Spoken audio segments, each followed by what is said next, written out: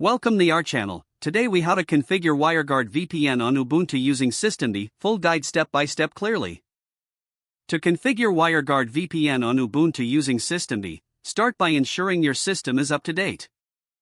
Run the command sudo apt update to refresh the package list. Next, install WireGuard by executing sudo apt install WireGuard.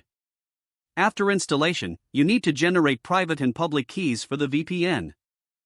Use the command wg-gen-key private key wg pubkey public key to create these keys.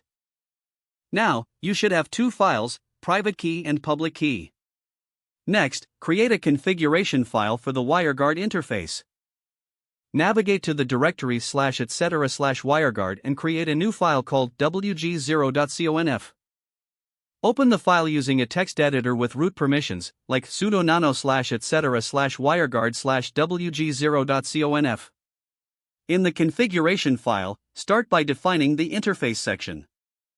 Specify the private key by adding the line private key equals your _private key, replacing your _private key with the content. Set the address for the VPN using address equals 10.0.0.1/. You may also need to include other settings such as save config equals true to save the state when the interface exits. Next, define the peer section to specify the server or client you want to connect to. Add public key equals peer_public_ key to indicate the peer's public key. Specify the allowed IPs with allowed IPs equals 10.0.0.2/32, adjusting this for your specific peer.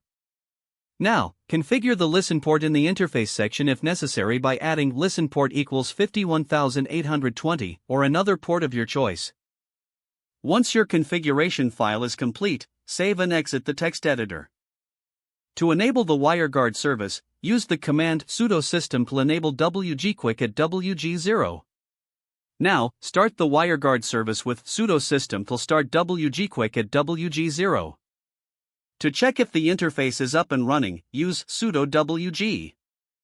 If everything is configured correctly, you should see the details of the WireGuard interface and its peers.